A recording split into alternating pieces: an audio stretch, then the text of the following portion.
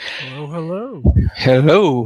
What is going Another on? week, another week down, another Giants legend. What do you know? Tom, what's going on?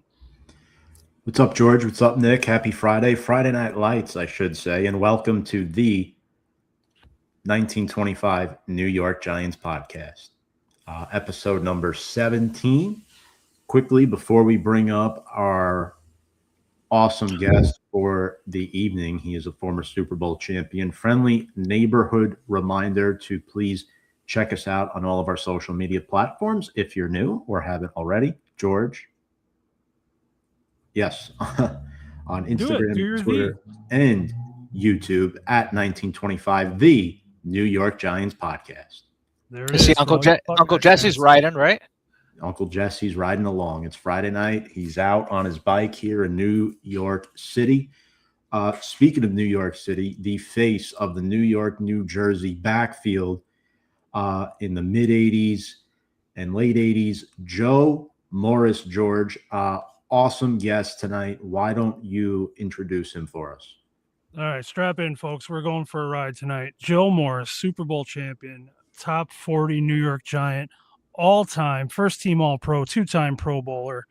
This dude ran like a menace. And you know what? I mean, people that don't know who he is, look him up. Joe Morris, welcome to the show. Thank you, guys. Pleasure to be here. What's for going stopping on? by. How's things going tonight? Well, I'm good. I spoke to my granddaughter and my grandson today. Got to see them on video today. So, that's a neat thing to have that ability to do that now. I'm just so proud of the parents that my daughters are. And Blake and her husband are doing a wonderful job. My other daughter decided to do it by herself, and she has a wonderful daughter too. So I'm just proud of them, and that's what my pride is about now. That's awesome. At the end of the day, after all the accolades, what really matters is family, man. Yeah, it always has been. And a guy asked me one time, said, "Joe, what makes you get up every day and do the things you do?" I says, "I had two parents who loved me." I said, "I'm one of six. I'm the third oldest child. I'm the oldest son. So a lot of what was expected of me. My dad told me, he says, Joe, you have to blaze trails for your brothers. You got three younger brothers, and they have to follow after you. You have to go out and set an example for them." I tried to do that in everything I did. I had a chance to go to Boston College, had a chance to go to Holy Cross, had a chance to go here, to go there. Syracuse challenged me. And I think the thing that drew me there was the fact that Jim Brown played there, Floyd Little played there, Ernie Davis played there, Larry Zonka played there, John Mackey played there. And when I got there, there was a guy in Art Monk playing running back. And I remember Coach Coughlin saying this exactly. He says, Joe, if you can handle the running back thing for us, Art Monk should be playing wide receiver. And this guy went on to be a tremendous player because he got out of the backfield because I was able to run the ball for Syracuse and Art could catch the ball. And a guy said to me, well, all you have to do is key on you and Art. I says, yeah, that's not how it works, but trust me. If you double Art, somebody else is going to be open. I says, that's how we got better as a team, and that's how we did things. Tom Coughlin changed my life for the best. And when I came here to New York to play, and a guy said to me, he said, Joe, what's all this knowledge you have? You know you how to read defenses, you know how to do all these things. I said, why is it? I said, because Tom Coughlin put it into my head that I had to learn these things to be successful. And he said, Joe, I don't know if you're going to play the next level, but I do know this. You have the ability if you take advantage of it. So you had a little bit of a sneak peek to Tom Coughlin. So how was he in his younger days coming up the coaching ranks? He was, okay, as much as people think he's calmed down a lot, he was at that time in my career, he was the perfect person for me because I was 17 years old, away from home for the first time in my life, and just thinking to myself, I've got to make this so my brothers get recruited, my mom and dad can save money on tuition. And I'm thinking to myself, I remember meeting him during my official Syracuse visit. And he said to me, he says, I'm not really worried about your height. I'm not worried about what you weigh. I'm not worried about, he says, I want to know if you're able to go out there and play. He said, I need people who are smart. I need people who can think. I need people who I can count on. said, Joe, if you're one of those players, that's what you're. He says, your dad's background and military background and things he's done for you, the discipline he's given you, that will help you along the thing. But you have to grow and you have to learn the game. Now, at first thought, I'm thinking, okay, I understand my offense that I played for in high school. I knew what we were doing and running the veer offense. I got it. He said, but Joe, it's not that. He says, here's what the things you need to do. You need to know what the defenses is. You know what they're trying to do to stop you. And you also need to be able to how to counteract those things. He said, Joe, you need to be able to think outside the lines. Then you have to know everybody's job on the offense's job. He says, quarterback making a call comes in and says something to you. If you can see something that can help him avoid something, you try to do that. And I told that one of my teammates one time. They looked at me like, what the hell does that matter when you playing running back? I go, well, here's the thing. Everything you're trying to set somebody up to make them think something. I says, I adjust my stance sometimes just so I can get a linebacker thinking, Joe's doing something different this time because I want to make sure we're not missing the key. And he said to me, he says, Joe, you're playing with their minds. I go, yeah, and make them think about what they're doing and why they're doing it. That's incredible. Joe, at what age did you realize, you talk about Syracuse and high school and growing up, what age did you realize around that you were different athletically? Well, here's the thing. I was a fast kid from the time I was maybe 4th, 5th grade, but I could run as fast as high school kids did, and I knew, I had some talent. I didn't know what it was going to be. I never had any thought in my mind. And truly, I'm humbled by the things I was able to do, but I just started believing in myself and started saying to myself, this is what I want to do. And, you got a mom, you got a dad. You got a dad that's a military veteran. He's a special forces guy. 3 trips to Vietnam, and he came back safely back to his family and raised us. We moved from North Carolina to Massachusetts, whatever. And I was just glad to have him there because, when he's not there, I'm the man of the house. I got to watch over my mom and my 2 older sisters. Then I got 3 younger brothers I got to worry about. So I'm just happy. I was just happy to have my dad back and be there. And he means the world to me. I still have him, and I'm just so thankful for that. It means a lot to have your father. Absolutely. Sure does. So, being a smaller running back than what was probably prototypical at the time, were people doubting you from the beginning? Were you shutting those doubts down right away? Did that follow you in your pro career? Yeah, it followed me in the pro career because here's the thing. You first get here, first thing they think is this right here. I had a coach tell me, we didn't want you that spot. We wanted somebody else. I go, and who did you want? He says, well, he's a defensive lineman. I go, okay. I said, I'm not that. He says, but we drafted a running back in the 1st round. I go, yeah, I know. I says, you drafted Butch Woolfolk. I got it. I understand.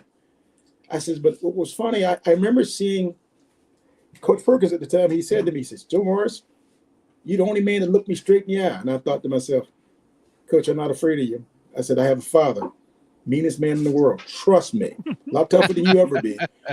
So I'm gonna look you right in the eye because that's who I am. I said, you want to look me to try to scare me? I want to make sure you know that doesn't bother me because I have a father who's a lot tougher than you, and trust me, a lot harder on me than you'll ever be. Would you say your father tested you mentally as well as physically, preparing that, and it helped shape your development? Yeah, I think he did. He said to me these exact words when he left for the last tour he was going on. He said to me, he said, son, I need you to be the man of the house. You're 8, 9, 10 years old, and you're thinking to yourself, I'm the man of the house. I'm thinking I said, Mom's tougher than I am, Dad. What are you talking about? What can I do? He says, son, all I need you to do is hold the fort down until I'm back. And when he came back, I was just so grateful to have my father back, and because people had lost over in Vietnam, and a lot of people lost lives over there. And I was just happy to have my dad back and have him listen. But here's the thing: when I got that, I knew that. I told my brothers, I says, you're going to see discipline like you've never seen before, but you have never seen it because she's not been around your dad. I says, I got enough because trust me, I'm old enough to remember. You 3, no. So Larry, Mike, and Jamie they got to reintroduce to their dad, and they said, "Damn, Joe, you had to put up with." I said, "Yep, by myself before you guys got here. So trust me." I said, he always knows what you're doing. And they go, "We need you always." I says, "You think he doesn't know what you're doing? He does." I says, "That's how your father is." I says, "Here's the thing what's gonna happen to you is you're gonna realize you're gonna start talking like him sometimes, you're gonna be acting like him sometimes, because that's what his personality is, because he did things right. He came from nothing, he built himself up, he did everything he had to do. He came from a very poor background where he had to go to work earlier on. He had to leave school early to join the Army because he had to help his family. So that's what it was. He never wanted that for us. He wanted us all to get college educations, and he had 2 daughters who went to college. He had 4 sons that went to college. All of them have degrees except for one. And trust me, he's still on that one, but about that to this day. He says to him, he says, "Look, son, why waste your time?" He said, "Look, you need to have that degree." I says, I know it doesn't matter, but here's the thing. Wouldn't it feel better if you finished? So, and that's motivation to him. Type of man he was.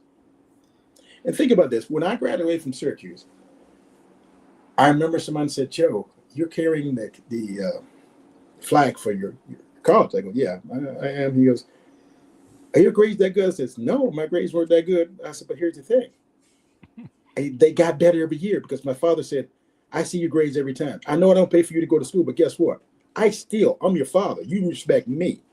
So that's how it was. So he seen my grades before I seen my grades. Now I was an adult, supposedly, but I didn't work in his house. Didn't work in his house. Joe, you talked a lot about, your upbringing and, your time at Syracuse. What was recruiting like back then compared to today going into college? Well, here's the thing. There are so many kids. I talked to so many high school kids now about. He says, "Well, Joe, back in the day," I said, No. There was no money involved. There was none of that. You were lucky if someone seen you. Funny thing about it is, I got recruited this way to Syracuse. We used to scrimmage a team in Shrewsbury, Massachusetts, and Syracuse had a scout. His name is Dave Zuccarelli. He said, "Are there any outstanding players we should go see?" And the coach from that team said, "Hey, look, there's a kid up in the air, Massachusetts, that you should go see." He says he's a little short, but this guy can run. He's tough. He can play defense. He can play offense. He can do anything you want him to do. He said, but he's a little short. He says, and Dave said, "Well, what do you mean by that?" He says, "Well, he's only 5'7". I don't think he's getting any bigger, but you got to go see him." Dave Zuccarelli shows up at campus the next day. I see him on campus. I'm talking to him, this and that. And everybody's looking at me thinking, "Joe, there's a guy from Syracuse. You know that such and such went there and such." I don't know where Syracuse is. I have no idea what you're talking about. And that was my ignorance at the time. And when you start looking at things and seeing things in real time, okay, you read about Ernie Davis, you read about Jim Brown, you read about Flora Little, you read about Larry Zonka, you think about John Mackey. And I'm thinking to myself, man, this is one great place to go to school, this and that. Okay, but what if I go to school there and if it doesn't work out? How's that going to look? Or, how do I go there and try to, set my mark, do the things I want to do? And, I set a goal. I set a simple goal.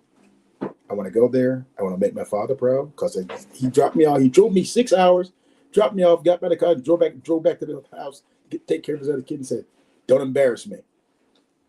Don't embarrass your mother. And if you forget everything else, don't embarrass me. That's it." He says, "If you have a problem, we'll have a problem." And I remember him saying to me, he says, I remember he said this to me. He says, we came up for Parents Weekend. And my dad went up to the coach who recruited me. He says, "Dave, let me say this to you. If Joe doesn't play today, I'm going to take him home in the car because this is bullshit. Joe should be playing." and that's how my dad is. He just said, "Look, Joe's thinking, and I said to my dad, I don't know what to say. I said, I'm trying, Dad. I started that game. I rushed for 114 yards. We still lost. And my dad says, "Son, you need to stay here. You need to develop your skills here. You need to do these things." He said, "This is a good place for you, Joe. I think this is be a good place for you." Says I've always liked Dave. He told me the truth. It was truthful. If he said if your size is not a problem, you'll be able to play here. And trust me, and I thank my dad for that every day. I'm just grateful for everything I did at my Syracuse career from my dad standpoint.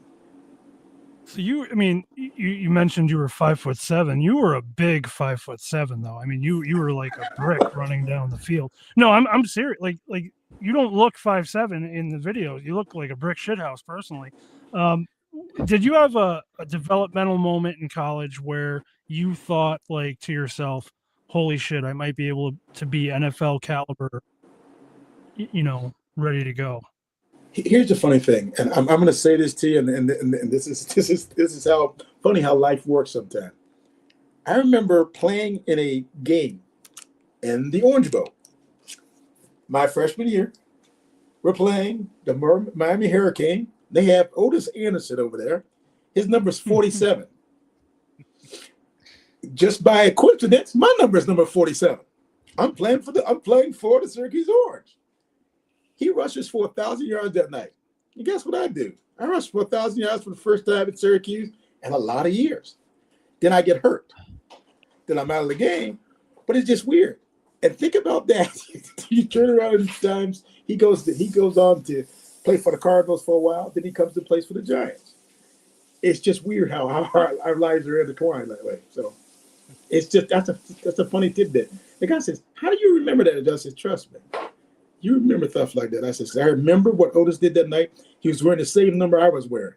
It was just the weirdest thing to ever have happened. Two number 47s going for 1,000 yards in the same game, in a college game. Really weird." Were you guys able to talk that night? Kind of, shake his hand and you know what's funny about that is I didn't get a chance to talk to him, but he just kept thinking. He says, "Damn, why does that guy got number 47 on? Why is he doing that?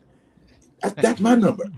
And I said to him, I said, "Otis, that is the funniest thing I've ever heard, because they told me you were number 47. I go, because I was playing him during the week for the defense. And I said, damn, that guy wears number 47. They have enough shirts to give somebody else something else. I go, well, why? Why does he have that number? He said, he chose that number. I go, yeah, you gave me this number. I didn't want that number, but whatever. It's whatever it is. But that's funny. And so and see, and the guy said to me, he says, "Joe, isn't that kind of funny?" I says, when Otis came here in 1986 to play for the Giants, my number one job was to make sure he was ready to play. Make sure he knew the calls. He knew the pickups. He knew everything that again. I did everything I could to help him prepare him. We had Lewis Tillman, who was a younger guy. I wanted Lewis to know what he was doing, so he could go in there if he had to go in and play for me. I wanted Lee Roussan to know exactly what he's supposed to do if he had to go in for me. My job is to teach people everything I could so nobody would get our quarterback hurt. Phil Simms is going to win us a Super Bowl. And I remember Parcells saying that. He says, "We can protect this guy who win us a Super Bowl."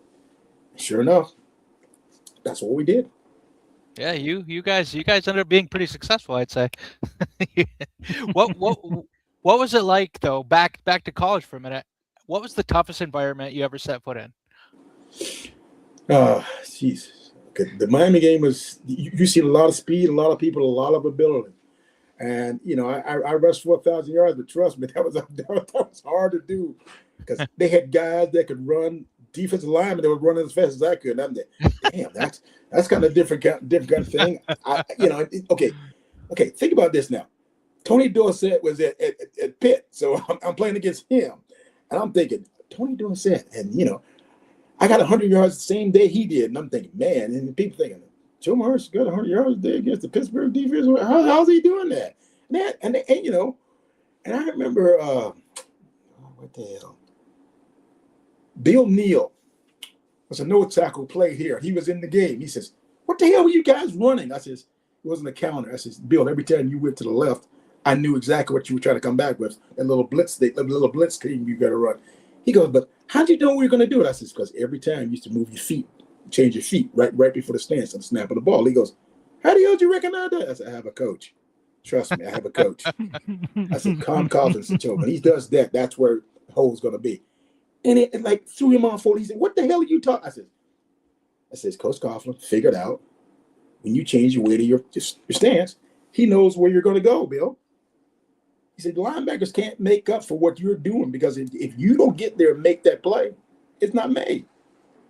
So that's why I had success against him. I said, I hated seeing Hugh Green, but damn, he was out there.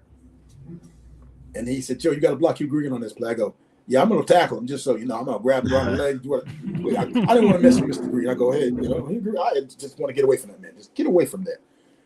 And I watched the guys that are on my team that were linebackers. I played with a guy named Jim Collins, played for a lot of years for the Los Angeles Rams.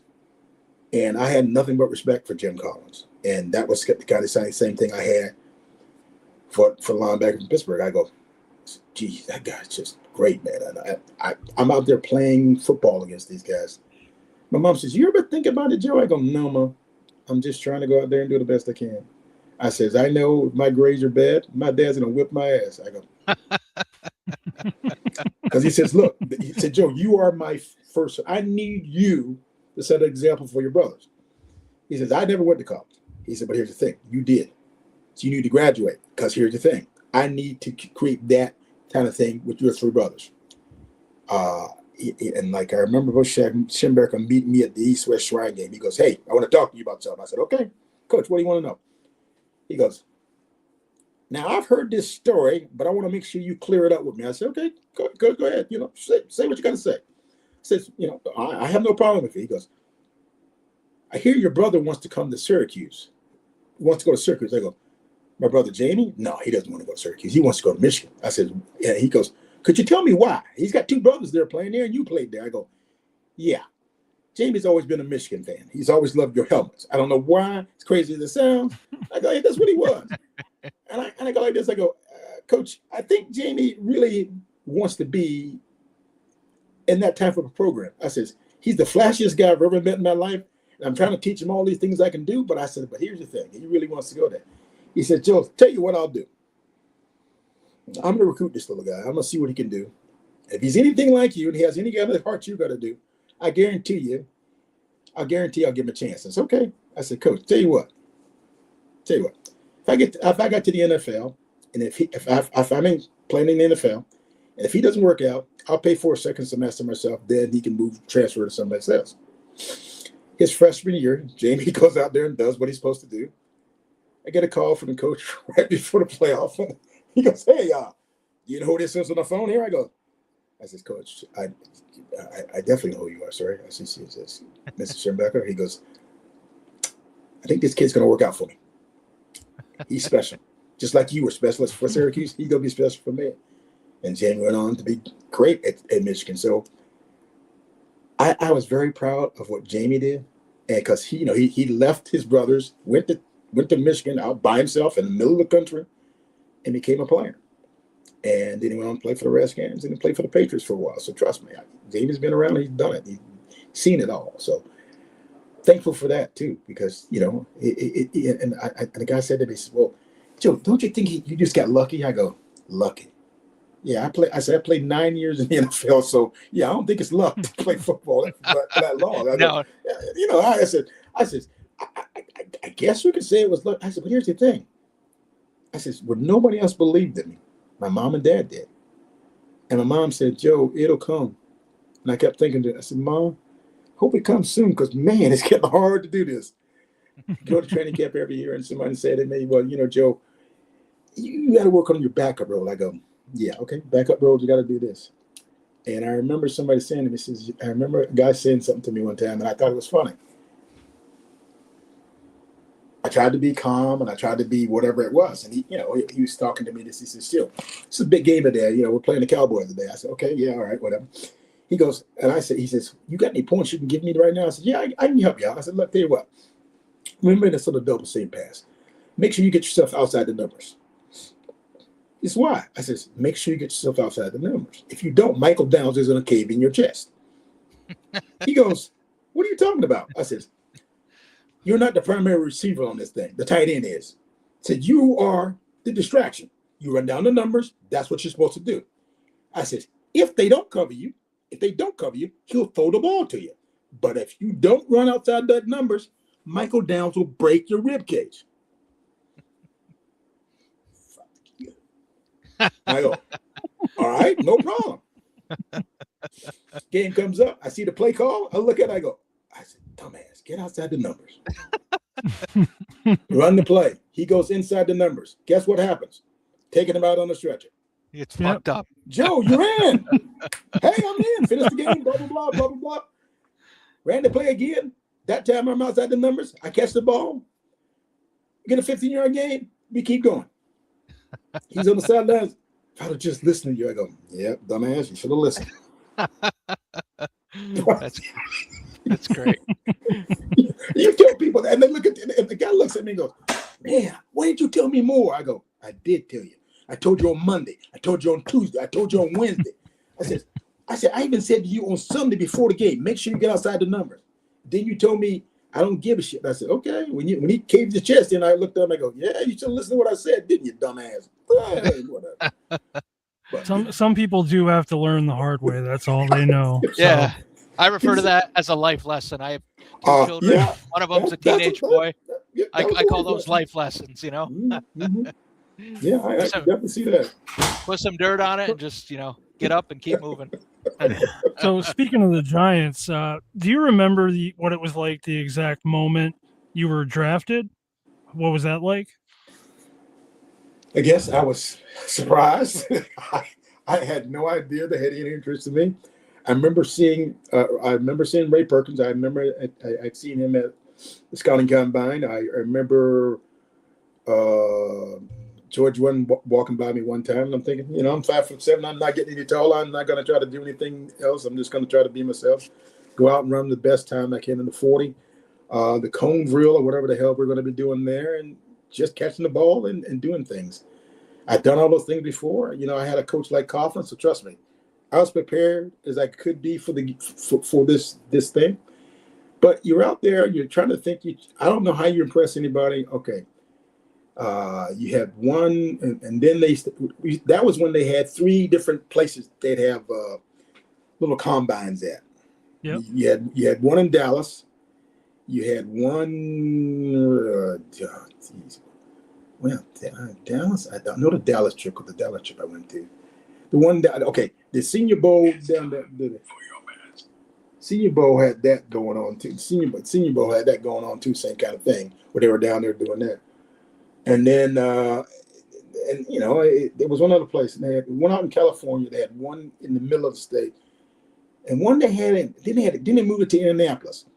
And I remember being at all 3 of those combine things, and I'm thinking to myself, damn, it's a lot of stuff just to look at some players, and just to. And I didn't give it any thought. Okay. It was like the first time I actually felt like I was in the Army, and not like my dad, because my dad, he was a real warrior, and I'm just playing football. But I thought, damn, I was just people just standing around, just doing nothing, and it was weird, but it was there.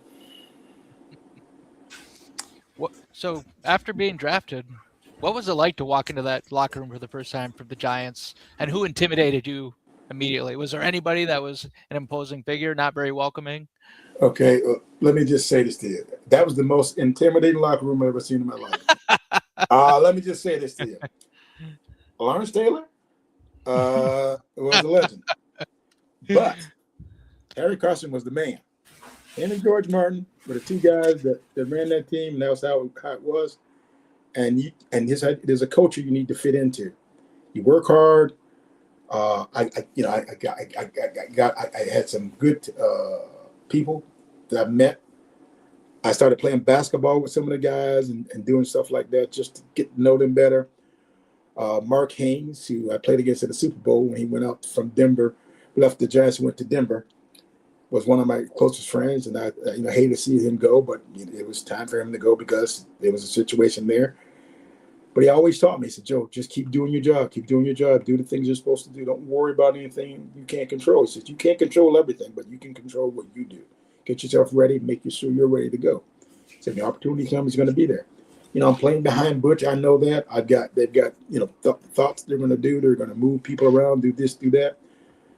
And I just, Mark was there for me. He taught me how to be a professional. He taught me how to go out and carry myself. He taught me to look. He said, Joe, don't be smiling. Your job is to learn. So everything that Butch screws up, you're supposed to remember, and you're supposed not to forget it. He says anything he does, you have to remind him about what's right. And I would talk to him about Butch about that. Butch would say, "Joe, you're not playing." I go, "I got it," but I'm telling you that play is supposed to go outside. You need to, and that's how it was. And when I got playing time and started playing a little bit, I remember the first time somebody said, "I wish Joe was in on this play." And the coach looked and says, "Why would that help?" He says, "Because Joe would stretch the ball as far as it could go to the outside, didn't cut it back inside." Mm-hmm. And one game, the coach said to me, he says, "Yeah, you go in and do that a couple of times, Joe. I want to see if that works." And funny thing how it worked. I'm averaging 7 yards a carry. Now Rob Carpenter's averaging 7 yards a carry. People say, "Damn, that worked out pretty good for you guys. That stretch play go pretty good." Yo, yeah. So why didn't you guys do this earlier? And all I said to myself was, "Okay, maybe somebody's looking, maybe somebody's actually listening, but whatever it is."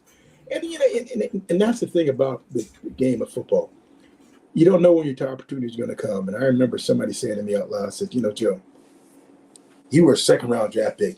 Man, you were a bad second-round draft." I says, "I haven't been able a chance to get on the field. Every time I've been on the field, I've done my job.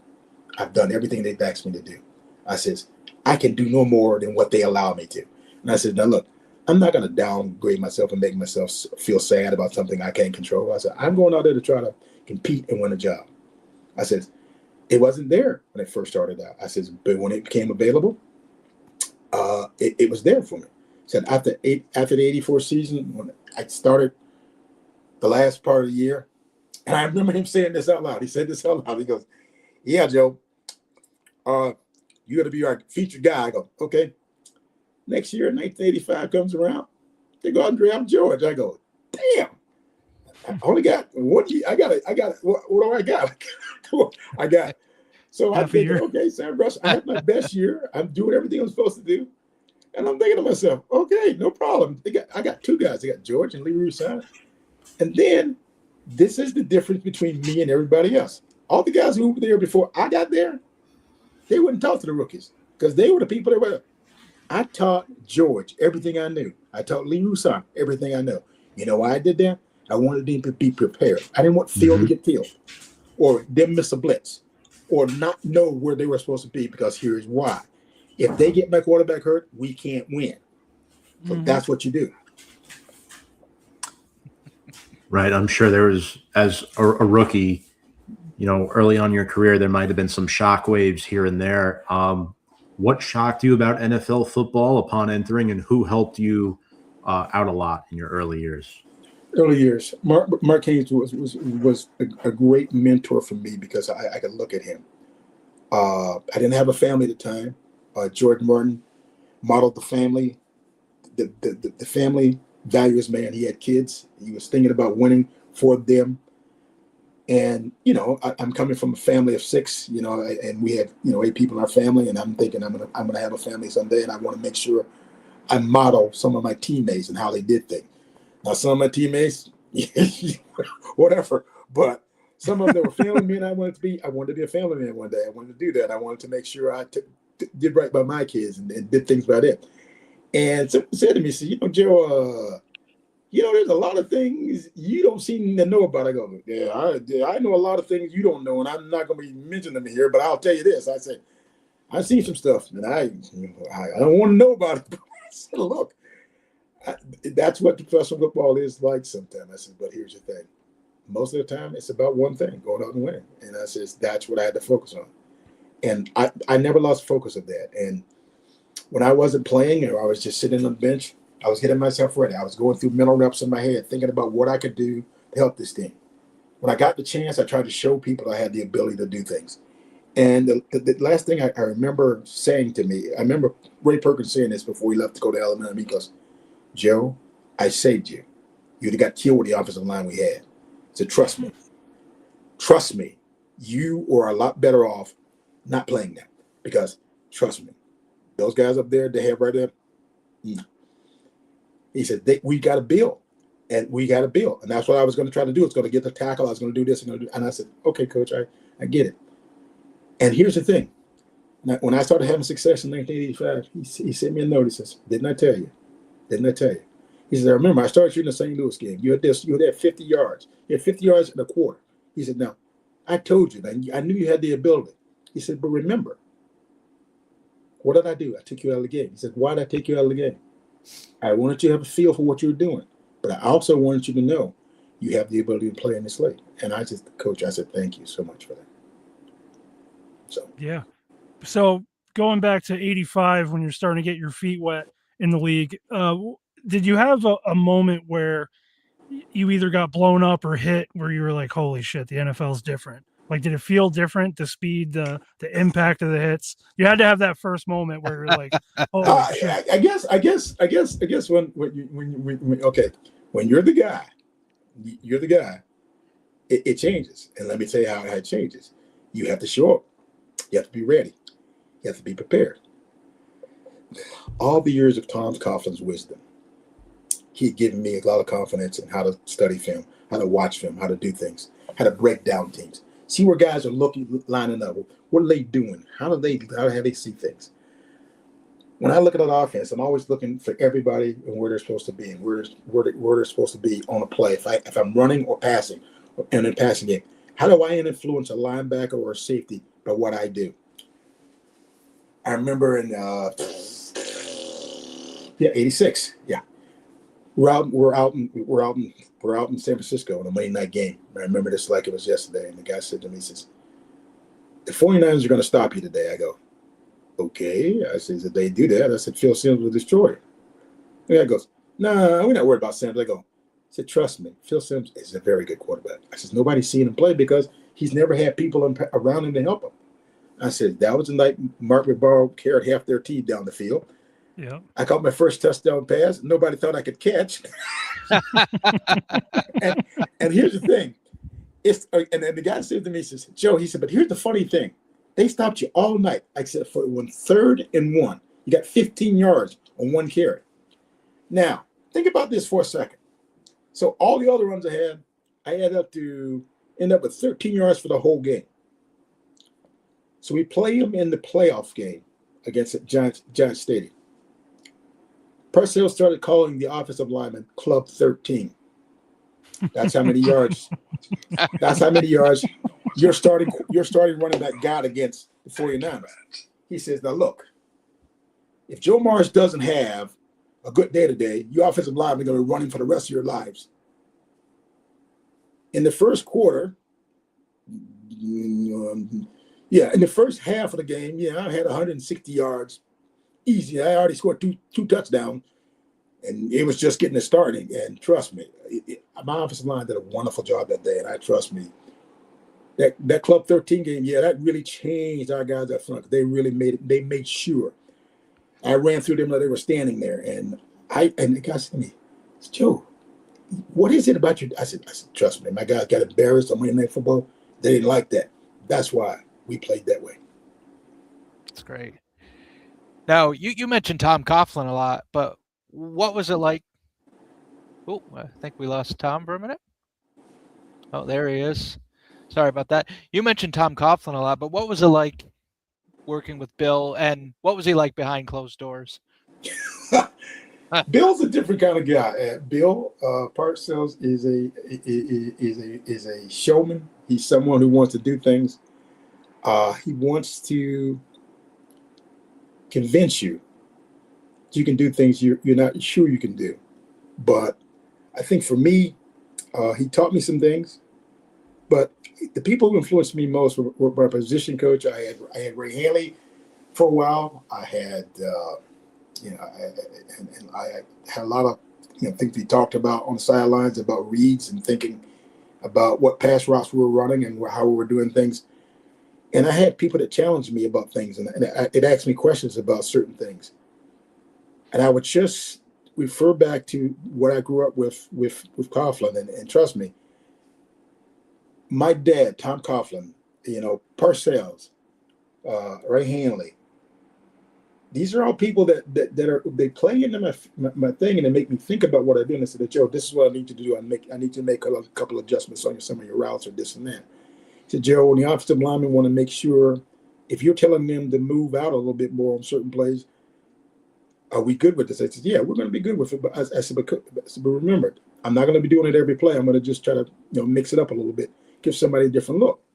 So one of the linebackers one time says to me, hey, he sees me someplace. He goes, come here. I want to talk to you, Joe Morris. I said, okay, what is it? He says, what the hell were you doing with that play out there? I go, he goes, he said, Joe, you were at 4 yards when you ran that play. I go, yeah, I know. He says, why'd you do that? I says, because I could. He goes, what do you mean you could? I says, you watch tape, right? He goes, yep. How many times I lined up at 4 yards? He says, 12. How many times I lined up at 5? He says, 12. And he says, how many times I lined up at 7? He says, 3. I says, uh-huh. I said, now figure that out. He goes, I'm doing something to you. He goes, what? I says, I'm giving you a false read, dumbass. He looks at me again. He goes, why would you do that to me? I said, because you are doing the same thing I'm doing. I'm trying to figure out what you're doing. He says, give me an example of that. I said, Rich Malott, when he played for the Redskins, he was going to run this coffee move where defensive end would rush in, he'd rush around the outside, and that would be my guy. I wouldn't even when he did the move in the inside, I just go, oh, he's coming around the outside. I just wait for him on the outside. I didn't have to do anything. Just wait for him. He said, Joe, how do you know I was doing it? I said, every time you do this, Rich, you take a step back. I know you're not coming inside because you don't want to come inside. You want to go on the outside and make this happen. He goes, how the hell did you know that? I says, I watch your tape. I says, what do you think I do all week? I says, I got inside run. I got this. I got that. I know exactly what you're going to do. I says, I know when you're going to run that little fake blitz. I know when you're going to try to come inside on Phil. I'm going to tell Phil hot if I see you. And I know if you're coming. And he says to me, he says, how the hell? I said, I watched your tape. I says, we get the same tape. You get every week. So, this. And he goes, damn, but you know it that well? And he goes, and then he asked me, he said, Joe, tell me what that play was when you ran those touchdowns against us on Monday Night Football in 85. I go, okay. Oh, yeah. Okay. I says, you guys have a tendency to overplay a play. And he goes, okay. I says, the first time you played this trait, Neil Lokowitz was out of place. I ran through the middle of the defense. I ran 52 yards to the house.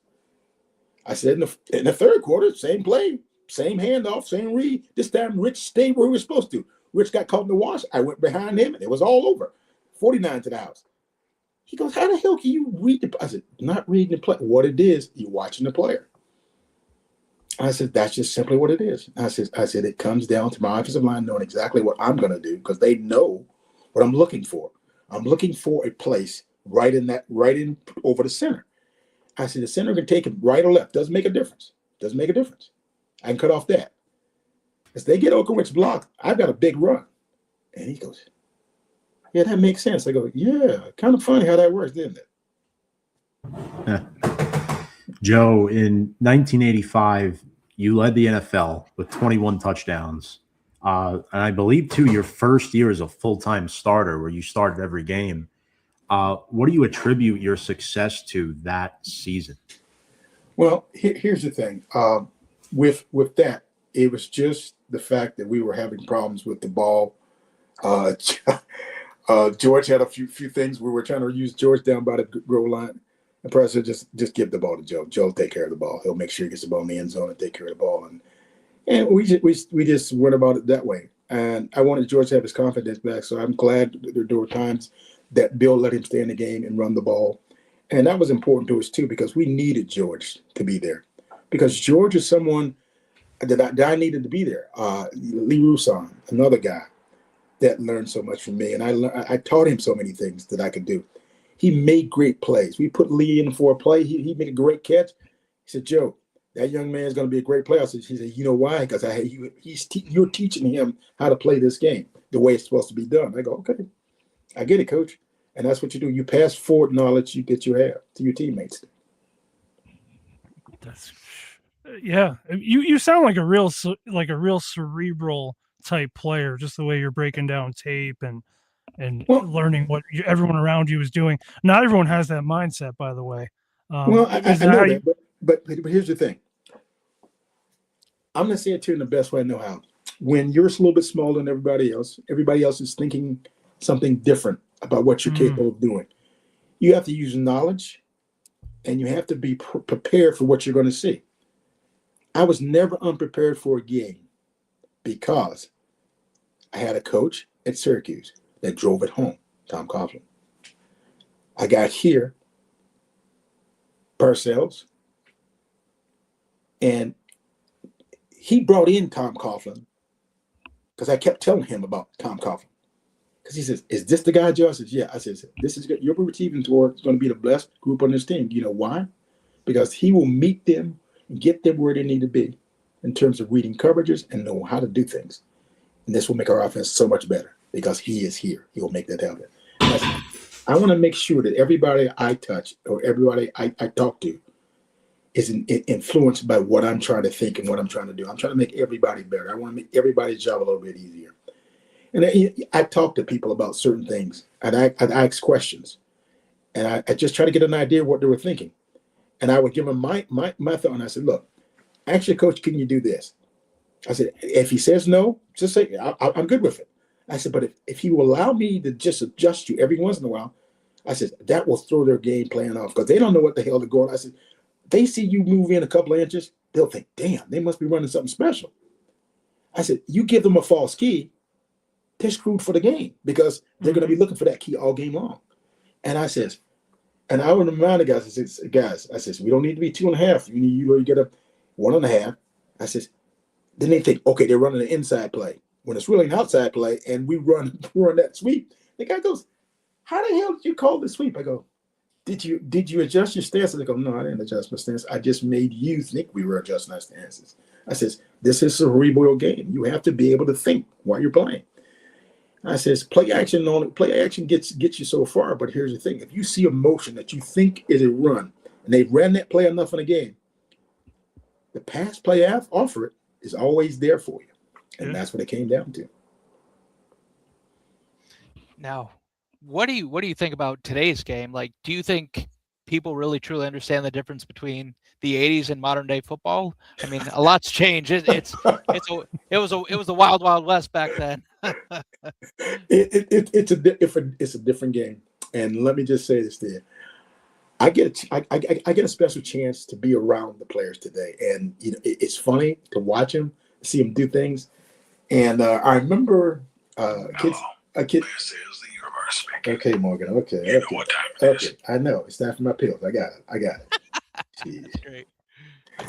Okay. That's great. So, here's the thing. So I said to one kid, I go, "Hey, let me ask you a question. You ever think about, don't line up at, 6 yards so much all the time?" He goes, "I don't know about that, Mr. Morris." I go, "Yeah, I know." I said, just try it, see how you feel and get a little feel. He goes, "Yeah, that was pretty good, Joe. It worked out for him." I said, "Thanks." I said, whatever. He says, "I used to play here, I says, "Yeah, my name's on that thing up there." So, and the kid goes, "Well, yeah, I know you're Joe Morris, and I got that." He says, "But I didn't know you were really that guy." I go, "Yeah, I am that guy, but whatever." I go, and I asked myself, I go, "What do you think I used to do here?" I said, "Come on."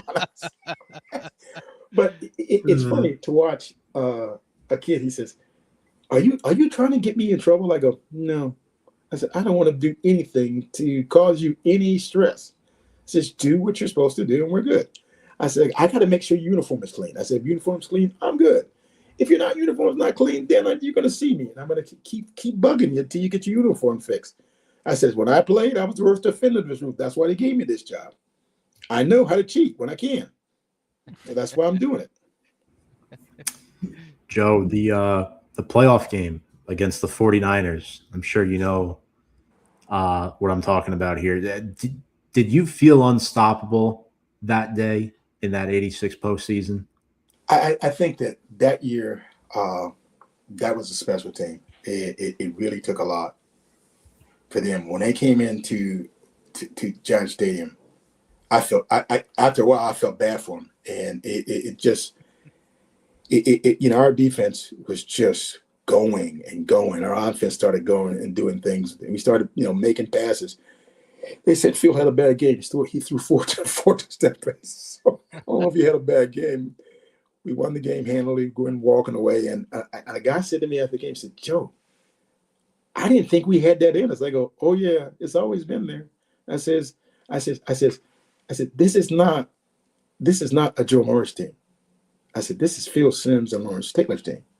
I says, those are the two leaders we look to. Those are the people we know. I said, we have George Martin, who has that leadership. He's been through, he's seen all these things. And he can tell you about all the hardships that they went through as a franchise.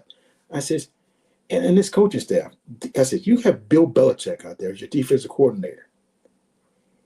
This man knew everything about everybody. He knew every route they were going to run. So trust me, it was there. The trust, the knowledge, and the things you have that's available to you. I mean, with that staff, as good as it was just a tremendous thing. And I think about the coaches we had. You know, Romer and Cornell. Rack was a great guy. You know, I guess the head coaching thing didn't work out for him the way everybody wants it to, but he was a great special team coach. And I didn't play a lot of special teams. I didn't do a lot of stuff like that, but trust me, the core of me wanted to be everything he needed. And I wanted to participate in practice. If he asked me to give him a look in practice, I'd do it because you know why? I wanted to make sure those guys got the look they needed to have. I love when you talk about the players and the coaches in Parcells' coaching tree. It's hard to imagine all these great football players, great football minds in the same building. Like, how could you not win? But what did that Super Bowl feel like in the moment? Describe that in your own words? Okay. I'm going to make this as easy as possible. You have somebody tell you when you were fourth grade, you're never going to amount to anything. I had a teacher tell me that. You know why she told me that? She thought I was unruly. She thought I was untrained. She thought I was a thug or going to be a thug. All the passion I ever had, I put into football. I took it all out on my aggression on the field because I could.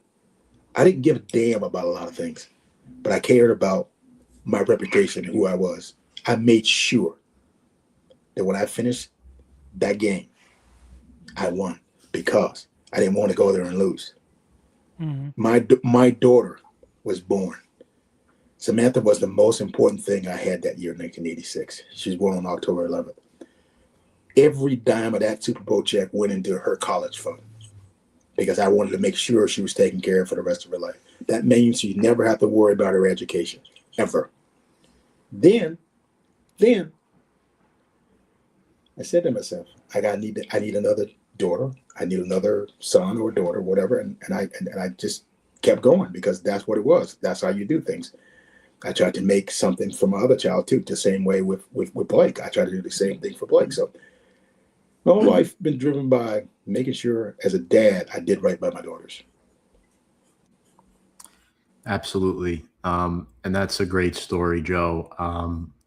Is there a specific moment from your playing career that still gives you chills to this day? I know we just talked about the Super Bowl, but was there any moment for you personally that felt like, wow, you know, that actually happened and you couldn't believe it at the time? I remember, I know a lot of people, you know, that Monday night game out there in San Francisco, we had to win. We wanted to keep our momentum going. I played with Mark Bavaro. I got a couple of blocks. I did what I could to help my teammate out. And I remember somebody saying to me, said, Joe, I remember seeing that play like 3 or 4 times trying to get blocks. I go, Mark was just running through people, and I was just trying to be out there with him. I says, it was just such a wonderful thing to be a part of something like that. I says, now that team, I says, we were so close to each other. We were doing things all the time. We'd have team dinners. Everybody showed up. Not okay. And the guy said to me, well, you know, maybe 1 or 2 guys were late. I go, they were late. They knew their ass was in grass. So trust me, we were together. It made us a great team, and it made it something special. I remember Lawrence being on time for every time we did these team dinners. We just wanted to see each other, make sure we were doing things right, making sure people were taking their ass home, and getting some rest before the games. We wanted to make sure we were ready to go. And, you know, and as crazy as people think football is, there's a lot of pride involved. And some guys play with pride. And, you know, you think about George Martin, all the years he played on a bad team for the New York Giants. And 86 comes around. He makes that play against Denver where he intercepts the ball from airway and brings it back for a touchdown. Mm-hmm. Think about the frustration George had played with all his career, being a lose. That changed in '86. We won. Sure did. And that made the culture change. It made us all think differently about how we did things. And once you're a Super Bowl champion, you can get there again if you keep working at it. 100%. Being a former player, what do you miss more, the on-field or the locker room atmosphere? You know, I enjoyed these guys in the locker room. I bet. I enjoyed the guys in the locker room. A lot of crazy stuff went on there, and trust me, some things that I was telling somebody a story one time. He looked at me and he goes, "What?" I go, "Yeah, trust me, you don't want to know the story." He goes, "Joe, you sure about this?" I go, "Yeah, I trust me. You don't want to know." He says, "What did he?" He said, "Joe," I said, "I was sitting out there and I seen a teammate come in and best way to describe it. He had something covering his junk that looked like a I don't know what it was, but I went like this. God, thank you. I'm so proud that that's yours, and stay the hell away from me in the shower, just so you know. Just stay away from me. I'm good, man. Stay away from me. I'm good. Yeah, all right, whatever, man. So the locker room environment for the win. A follow-up question real quick, and this is going to be a good one for our fans because we ask every former player we have on here who is the biggest shit talker on your team. Now, almost 100% of them say Pepper Johnson, who wasn't on your team. So who was the biggest shit talker in the Giants team in your run? Man, that's a tough one now. Okay, now, all right, because a lot of humble guys. All of us are a lot of humble guys. They're not talking. It's got to be Lawrence, because I don't really think anybody ever. The only person that used to yell at people and scream at people was Lawrence. Nobody else screamed at nobody. Everybody else did their job. Harry did what he did, but no, man. No, it's got to be Lawrence. And I remember that yelling at Mickey Shula for trying to cut him on the knee and this and that. And Lawrence said, and then Lawrence he get up. He said, "Son, you guys got to do better than this. This is sad what you're doing." He look at the defensive line, offensive line, and go, "Dude, you guys got to block better than this. Your quarterback gonna get killed if I don't. I'm gonna run him over 5 times at least." And if they do something cheap to him, then he get nasty and say, "Hey, what the hell do you think you're doing out here? I'm the person out here. You're not." Yeah. Trust me. So I guess Carthon never talked too much when he leveled people in front of you. No, and he didn't say anything. And here's the thing: when guys would start talking shit to Maurice would say, "Hey, we'll see at the end of the game what happens." And I remember a guy come and said, "I'm gonna bust you up." He said to Maurice, "I'm gonna bust you up. I'm gonna bust you up." Maurice looked at him and says, "Okay, bitch, wait till we get out there." Said, "Yo, shake his ass when he gets back. When you run by me, I'm gonna run him into the ground." I go, "Okay." And Maurice did, and I went like this. I said, "Damn, Maurice, look, I see him on tape. I go, damn." He said, "Joe, he's talking smack." I go, "Okay, I see why it is, man." I says, "Why would he do that?" He says, "Some people are just not smart, Joe. I don't know what they be thinking when they get up. They think they're gonna come out and intimidate somebody. That's gonna work." And and you go to yourself, really? You thought that was gonna work? I mean, a grown man you gotta get up there and say, "I'm gonna bust you up and do this and do that. Come on out here, Morris. I'm gonna get you." We played Pittsburgh one year in '85, and here's the thing. I've loved Rick Woods. He was my roommate at the Blue Gray game, and I remember saying to him, I said, "You know, Rich, I watched you all week in practice. You can't tackle me." He goes, "What?" I said, "You can't tackle me." I says, "We ever play you guys?" And I said, "You better make sure Donnie and Shell's in there because I don't think you can tackle me." He said, "Joe, you kidding me, right?" I go, "No." I had a run of 65 yards against them. Guess who was against? Him. He tackled my shoe. I kept running 40 yards without a shoe. I said, "Rick, didn't I tell you?" Yeah. And the guy said to me, he said, "Joe, how'd you do that?" I said, "Rick, you always went for the fake." I said, "Rick, I don't have very many fakes. I said, you went for that one where I just shifted my shoes and you tackled my shoe and I went to the end zone without a shoe on. I go, dude, I knew. I said, Rick, I can get by you. Trust me. I said, I'm not the greatest player in the world, but I can do some things. Some things. Now, Joe, looking back, what do you want to be most remembered for by Giants players? Or by Giants fans, I apologize. I think that I want to be remembered as somebody who come out and did their job the right way. I showed up every chance I did. Every chance I got a chance to do something. I'm proud of what I did. I'm proud of my legacy. I'm proud of the people I taught after me. I made sure that anybody that asked me a question, I gave them the honest truth. I helped my teammates. A guy said to me one time, he said, you and Otis should be fighting each other. I go, why? So Otis is a teammate, and he'll always be a friend. So why the hell would I do that? I said, why wouldn't I help Leroux son? I said, why wouldn't I do that? Why wouldn't I talk to my fullbacks? Why wouldn't I try to help a guy? And and the people said to me, well, Otis won the Super Bowl, won the MVP in the Super Bowl. I go, I'm happy for Otis. I'm happy for him. I'm generally happy. I says, I'm not a selfish prick. I know the game is played in a way where you have to understand. You have to respect the game. And the game comes down to this right here. You respect the players who play the game. And that's what I did. Absolutely. And Joe, I guess a couple more before we let you go here, if that's all right. Your reaction to being inducted into the New York Giants Ring of Honor, because obviously you helped shape a lot of Giants history and you were recognized for that. You were included in the top 100 players for the 100th season, and then being inducted into the New York Giants Ring of Honor. I mean, what do those two accolades there mean to you personally right there? You took a second-round draft pick after you took a first-round draft pick. And some people thought it was a waste of a pick. Some people thought I was never turn out to be anything. I believed in myself. My family believed in me. And by the grace of God, I was able to show people I was able to do more. I'm proud of that. I'm proud that I was able to show people I was able to play. Just like I'm proud of the people at Syracuse who gave me a chance to play there. I'm proud of what Coach Coughlin built in me, what Parcells instilled in me.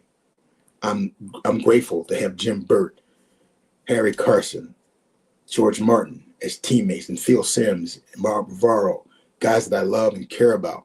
That means the world to me to have them as teammates. And my offensive linemen, every one of them mean the world to me because trust me, I know everything is possible through them. And I just see myself as this right here. I'm a humble person, always have been. I'm just proud of my legacy that I can go forward.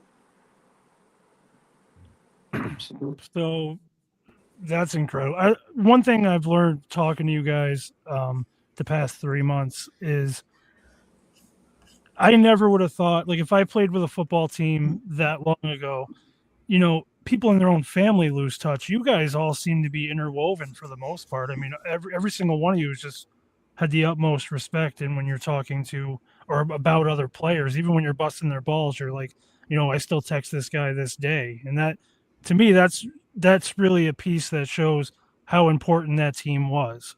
Well, and what's really neat about it is this. I tear up every time I see one of them. My offensive linemen are special to me. And you know, when Carl got sick, that was hard, and yeah, it was very difficult. And it's one of those things you do. I do this event for him, and I always say to him, I says, you call my name, I'm there. I'm there for you. You need something, I'm there. I'm doing it because you are Carl Nelson. You need me, I'm there. That means something. And it means something. In this world, so many people have let other people down. We don't let each other down. We help each other. And when we can help, we do it. And see, that makes it special. I mean, I see Phil Simms, I want to cry. I see Phil McConkey, I want to cry. Mark Barraro makes me cry. Otis makes me happy. And a guy said to me, he said, guy played the same position. They go, and your part about it as well. I said, you think I'm going to be mad at Otis? I said, why? I said, Maurice was somebody I loved, cared for, this and that. I said, those offensive linemen. I said, the defense, everybody over there did their jobs. I said, now, let me ask you a question. how do you not care for people who are your teammates? And I says, not everybody's your favorite, but here's the thing. You can have some kind words to say about somebody. And you have something negative to say about somebody, shut your mouth, because you know why? You were probably an ass before, so trust me. You know, everybody can be an ass. Just everybody can be an ass at times. And a guy asked me one day, says, Joe, do you hate any of your teammates? I go, nope. I said, I never had a problem with any of them. None of them. And he asked me, he said, well, Joe, you seem to be okay, but I think you're faking. I go, why would I be faking? Why he says, aren't you jealous of Phil Simms? I go, why? Well, Joe, he had a TV career. I go, I'm not a TV guy. That's not what I do. I'm good with that. I would be too. Think about that for a second. I'm going to be frustrated with Phil Simms because he's on TV. I go, well, I said, that's not my gig. But, and I found it funny. A guy said to me, he says, you ever, I said, I miss my teammates. I says, but God, I says, I was on some bad teams. And I remember somebody saying to me, says, nobody cares about us but us. And I said, okay. And I got that. And I remember what people were booing. And then we started winning. We started doing things. We started doing things the right way. We just kept growing and getting better and better. Till finally we knocked on the door. And that made it special. And a lot of the people that were training every day with me were there. All the offensive line, I used to run with those guys every day. And somebody says, why are you on the line? I says, I'm trying to get these guys to get their full effort. If they're training at this time, I'm going to do the same workout they're going to be doing. I want them to be as strong as I am. I want them to be strong. I want them to work. I want them to strive. That's what you got to do. It's a team. And here's the thing. There's no I in team. It ain't me, because here's the thing. It's those guys that make my job easier. The guy said to me, well, you're running trap plays. I said, we're not running trap plays. I said, they look like trap plays. They're not. They're simple handoffs. It's a dive. The guy looks at me and says, what do you mean it's a simple dive? I said, it's a simple damn dive. I said, but here's the beautiful thing about it. I have the ability to read it very quickly. And guess what? If a guy's out of position, I can run all day. Mm-hmm. He looks at me again. He goes, it's that simple? I go, yeah. And he looked at me again. He goes, you shit, man. I go, no, that's what it is. He says, you're telling me that play you ran against the Redskins, you ran for a 41-yard touchdown and a 52-yard. I said, yeah, same play. It's a dive. That's all it was. And he goes, amazing. He said, Joe, that's not possible. I go, yes, it is. I said, here's why. The first time I ran the play, I was at 7 yards. Second time I ran it, I was at 4.5. Guess what? Next time they see that play on tape, they'll think, well, damn, he's at 4 yards. They may be on that dive play. So if I even move toward that side, they will think, oh, here's that play coming. The defensive lineman will move. Guess what? It's not the play. We just run a play action off it. We got them. The next time we run it, they what are they going to do then? And the guy said to me, he says, that's good thinking. I go, yep, that's good thinking. Wow. That's excellent. Thank you.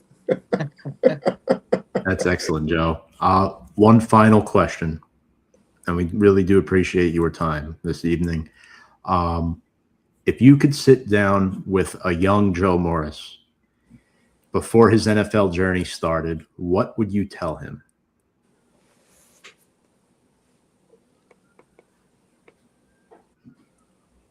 Be patient. All things will come to you.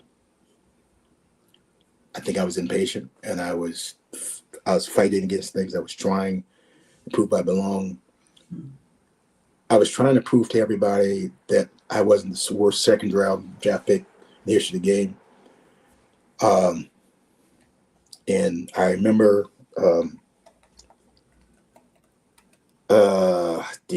I fumbled the ball the first time I ever was attempting. I guess I was too hyped or whatever I was.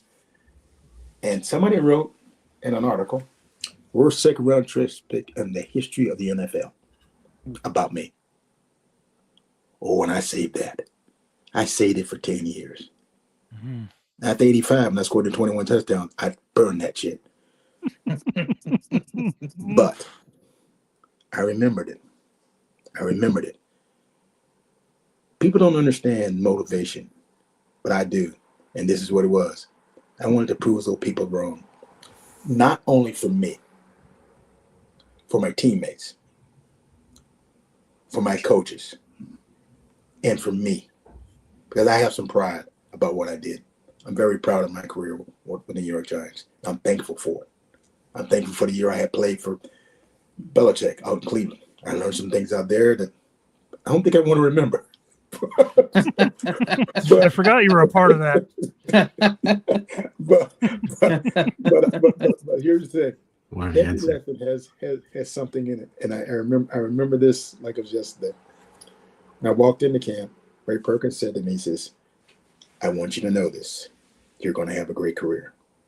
He said, "I'm leaving, but I'm going to tell you, you're going to have a great career." He was absolutely right. He's absolutely right. Well said, Joe. That might be the best answer I've ever had anyone answer me.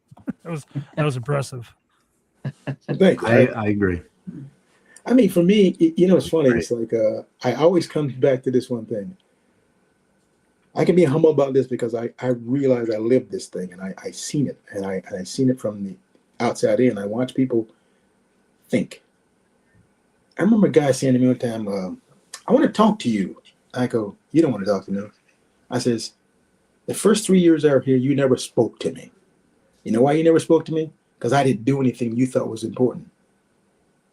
I says, "I wasn't important enough for you to have a conversation with." He goes, "Man, maybe you could let this go." I go, "No, you ignored me for 3 years when I first got here. 3 effing years." He says, "What do you do?" He said, "Well, I work in the equipment room." I go, "Mm-hmm. Was I ever disrespectful to you?" He goes, "No." I said, "Did I ever say anything nasty to you?" He said, "No." "Did I ever do anything when you asked me to pick up something?" I said, "No." I said, "Mm-hmm. Why'd you treat me like shit then?" He goes, "Well, yeah, you were just sitting on the bench not playing." I go, "Yeah. Okay, it wasn't my choice. It was somebody else's choice, right?" He goes, "Well, yeah." I said, "Well, then why would you treat me that way?" He goes, "That's just being a dick." I go, "Yeah, you were being a dick. And that's why we'll never be friends." He said, "Will you ever forgive me?" I says, "Eventually." And eventually we worked out what's the name. I says, "You're still a dick, but hey." And I said, "But look, I understand." He said, "But you don't hold grudges, Joe." I said, "No, I don't hold grudges, but I remember the shit you used to do to me at first." He said, always say to me, he says, "Why do you need a towel?" I go, "Because I need one." And he gave me shit for no reason. I think to myself, why are you here? Why are you doing this to me? Then I talked to one of the guys. He said, "Joe, he's just a crazy old man." I go, "Yep, I know." I says, "I'm trying to treat him with respect, but I guess I can't. If he's not going to respect me, I can't respect him." And he said to me, he says, "I can't believe you treated me the way you did." I says, "What did I do?" He says, "As nasty as I was to you, you were still nice to me." I go, "Yeah, it's kind of funny how that worked out, didn't it?" He says, "I knew something you didn't know." I said, "I know I'm a better person." I said, "I don't give a shit about what you think about me, because here's the thing, I can't control that." I said, "But remember this, I'm going to remember everything you ever did to me, because that's how I am. But remember this, you treat me with kindness, I'm going to treat you with kindness. I'm going to always try to be so." And when I left the Giants and I was out in Cleveland, and he seen me again, he said, "Joe, I want to say to you, man, I should have never treated you that way." And I go, "You know what? Let that go." I says, "We're good now. That's all that matters. We're good now." And I says, "Here's the thing. I wish you nothing but happiness for your family and everything else." I said, "You got any grandkids yet?" He goes, "Couple." I said, "Great, man." I said, "It's a great thing for you." He said, "I appreciate that, Joe." I said, "Yeah, thank you." Wow. Well, Joe Morris, it's been an honor and a pleasure. Thank you so much for being our guest tonight. Yeah, Joe. Yes, thank you, Joe. Thank I you, guys. appreciate And you. hey, Thank you. I wish you nothing but success with your podcast. Thank you very Thank much. you. Joe. Thank you, Joe. You were Bye-bye. Good excellent. night, Joe. Have a great Bye-bye. night. Bye-bye. Thanks, Joe. Joe Morris, everybody. Holy Joe Morris. shit. The end of that was incredible. What an Yeah. answer. Unreal. We're gonna talk about What sound an bites. what an no, not Can you just guys what hear an me? answer. Yeah. That was the deepest answer I've ever heard to any question. And I know, like I alluded to a couple times, he was a smaller guy. Smaller guys in that stage, they get, I don't want to say picked on, but guys just discount them. You know what I mean? And I knew his fucking answer was going to go that way. Like when he had the 21 touchdown season. I mean, I was just like, oh, he got him. Like, Yeah. fuck that reporter. Nick, are you okay? Because oh Jesus Christ, what a shit show tonight is. Yeah, it's Holy been fuck. it's been like a roller coaster, George. Like, one of those things where you're going up and then you come back down, and I feel like you were the constant of tonight. You straw that stirs the drink. No, you know what it is, man. I remember. I think it was David Chase, the producer of The Sopranos. The guy who created The Sopranos. He always Yes. said every episode is like a baby. It's just a difference. Some babies are assholes. Some babies are good. Some Mhm. babies are this, they're that. And that's just how we are here. I mean, tonight was a very interesting episode with just the content, and then Nick having these. I don't even know what happened with Nick's setup, but I'm going to be fell to honest with you. I pieces. don't either. I'm on my fucking phone right now. And audio and visual is completely gone on my computer right now. Tom is Oh. not. Tom also dipped out tonight too. He randomly took off. Tom's dad Tom- made an appearance. Can we talk My about my that? father Is- crashed the Is, screen. is Joe here? He Can was we the get green him on for a screen minute? He's in bed. He's in bed. bed. See, that's the kind of life I want to live. It's fucking There's a 8:15. better chance of my dad winning the lottery than him jumping on this screen. Well, he jumped on. He did jump on. He had a nice little photo So bomb tonight. for if you have a bingo card at home, the old 1925 bingo card, Uncle Jesse drove by at least 5 times. That motherfucker likes to ride. Jesse and the Rippers. There he There is. he is, Uncle Jesse, 31st Street, Astoria, New York. That's right. Good old Greek bike shop. That was an incredible interview. I mean, Oh yeah. what a fascinating guy to hear him talk. I mean, passionate too. Like you could just see it on his face. I mean, he remembers this shit as if it was yesterday. And Yeah, it he, builds something, builds his and- character.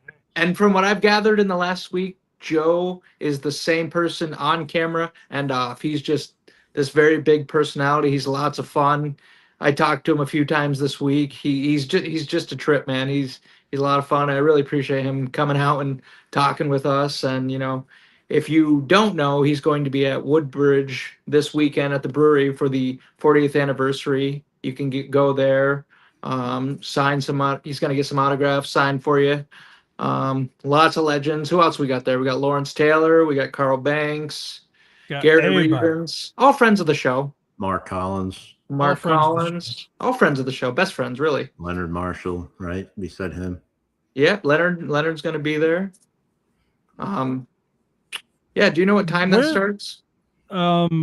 If you go to woodbridgebrewingcompany.com or their socials, basically certain players are on from certain time frames. So check the player you want, see what time he appears. It's basically an all weekend thing. And do yourself a favor because these are some great guys. I mean, big personalities, lots of fun. You've seen you've seen them on here. They are great. So go out there, meet them, shake a hand, kiss a baby, have some fun. Could you imagine all these motherfuckers under one roof? Like, It's got to be a fucking trip, man. A lot of big personalities in one room. I mean, everybody except Bavaro seems very reserved. You know what I mean? He seems like he's not going to really, You do think he just anything sips on whiskey in the corner? I'm not sure. If we ever, by the grace of God, if we could ever have Mark Bavaro on, which he's pretty reclusive, I don't think it's possible. But if we could ever have him on, I just want to know how the fuck did you deal with all these people? Because they just sound because the way they make this shit sound, it's like we're just scared of everybody, and they're fucking insane, and they're just bad motherfuckers everywhere. Like, and Bavaro wasn't a slouch. Don't get me wrong, but how do you survive that? I would just love to know because he seemed like a very chill, quiet. If you ever hear him talk, it's pretty monotone. Not very overly exciting. I would just love to know what he thinks of it all. I think. What do we got going on maybe- tomorrow, Nick? You tell me. All right, yeah, tomorrow, the 30th of May, Nick and I are going to be at Brian Burns' charity softball game, Pomona, New York.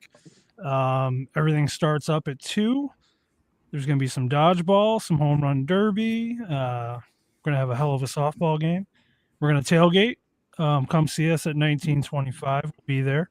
We'll be walking around, kissing babies, handing out business cards with our QR code with a little bit of a sweepstakes. And Tom unfortunately will not be able to make it. But he'll be with us in spirit. That guy on the left is wicked handsome, huh?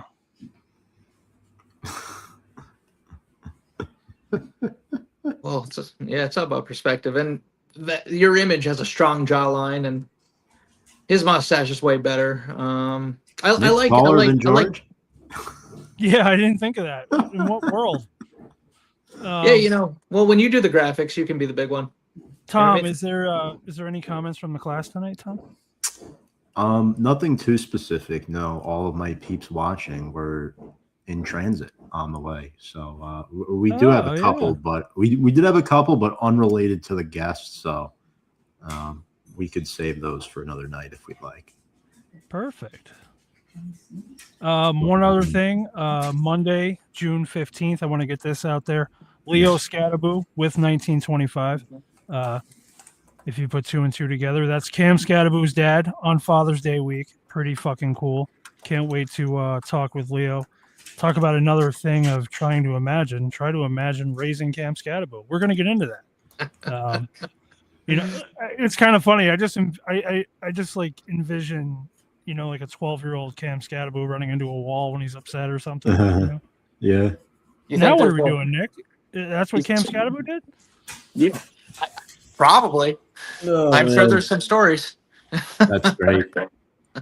Leo Scattaboo, June 15th. That should be a great show for sure. Very pumped about that. Father's Day week, as these boys mentioned. And make sure to go meet George and Nick tomorrow at the Brian Burns charity softball game if you are there.